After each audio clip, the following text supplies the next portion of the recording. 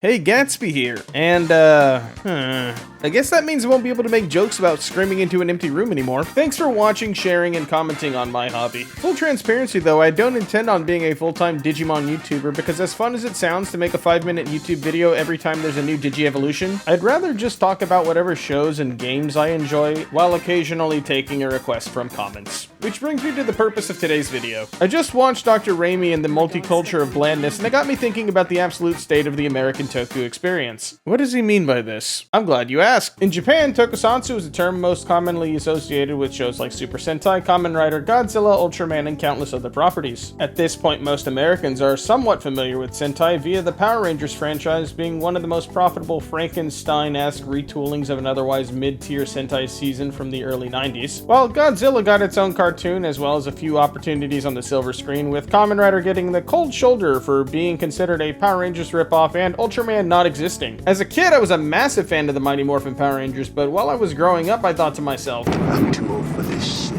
And once it moved from the Fox box finding a new home on the Disney Channel, I jumped ship. Occasionally, I'd scroll by feigning disinterest because I was a grown-up adult who didn't need to watch shows about giant robots fighting monsters of the week or one of the most underrated cartoons of all time, Fillmore. But once I was off to college, a friend of mine got me hooked on Super Sentai, starting with Gokaiger. In a turn of events, when Twitch decided to do the last good thing I remember on the platform with a start-to-finish Power Rangers marathon, I was basically flooded with nostalgia, getting to go back and watch all the shows I didn't get to watch along with all the comedy gold I forgot long ago. But when I'm talking about the American Toku experience, I'm not talking about the previously mentioned series. Instead, I'm talking about the more recent Cape comic boom with Marvel and DC. 2008, I remember being so damn hyped for the Iron Man movie that I did a book report on the novelization of the movie prior to its release, and Tony Stark built this in a cave with a box of scraps was both iconic and symbolic of what was actually to come. Sure, prior to this, superhero movies existed, but almost 14 years later, we're still feeling the effects of the universe that this movie snapped into existence. Meanwhile, with DC, they had an iron-tight grip on cartoons like nobody's business. Batman the Animated Series, Batman Beyond, Justice League, Teen Titans, Batman Brave and the Bold. We had silver screen flicks like Schumacher's Batman, Burton's Batman, Nolan's Batman, Batman from Twilight. Alright, I'll stop being a dickhead. In all seriousness, DC did have some really great series. Shows like Smallville and the first 3 seasons of The Arrow, Flash, and Legends of Tomorrow. Each one had something uniquely interesting to offer. Not to mention all of the really unique animated films we got out of them that don't get enough credit for being creative and visually appealing because older audiences can't fathom watching animated cartoons because they are weak and they will not survive the winter. Flash forward to today, I find myself standing at the water cooler while someone explains to me that I need to watch a show about a schizophrenic from Egypt talking to a hippo, and I start thinking to myself,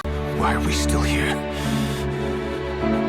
Just to suffer? look, I'm not gonna act like I'm too big to be watching stupid bullshit. I watch anime, toku, and cartoons and spend an uncomfortable amount of time editing videos to complain about all of them on YouTube. But holy shit, over time, all these straight to Disney Plus live-action hero shows are starting to feel a lot like an Americanized framework of the Japanese Tokusatsu entertainment industry that gets commonly blown off for being a kid's show. People will say Power Rangers is ridiculous because they have colorful costumes and rubber suits, but, I mean, is it any less ridiculous than whatever the fuck's going on in The Flash? Even with more extreme examples like Netflix's Daredevil, you can find previous installments of Tokusatsu that go just as hard with some plot lines. At this point, I've basically given up trying to keep up with all these shows, mostly due to not wanting to pay for like 20 different streaming services, but even if I had a totally free legal means to watch each one of these shows, I'm not too sure I'd be eager to watch anyway. Every month, there's basically a new production advertised, and at this point, I'm just waiting for the inevitable announcement that Paramount Plus is going to make a show about a character like Dog Welder, played completely straight like a psychological crime drama centered around a digitally de-aged Jack Nicholson. I'm just getting older. My taste is probably shit. I'm a drop of water in an ocean of viewers. I totally get that, but I feel like the Cape comic boom is starting to wear on me more and more, and I feel like I'm not the only one. And don't get me wrong, if you enjoy the shows, keep watching what you like. But I do wonder at what point the multi-billion-dollar entertainment industry is going to rear its gaze at the next pile of movie-ready content. With the success of both Sonic movies and whatever the hell is going to happen with the Mario Brothers movie, I feel like video game adaptations are going to be next on the sacrificial table. But that's just what I think. What do you think? Am I being a salty, pessimistic bitch? Is there something I referenced that you'd like me to visit in a future video? Let me know in the comments, but thanks for 200 at the time of writing the first draft of the script, 300 at the time of recording, and if I'm lucky by the time I'm posting this video, 400 subs.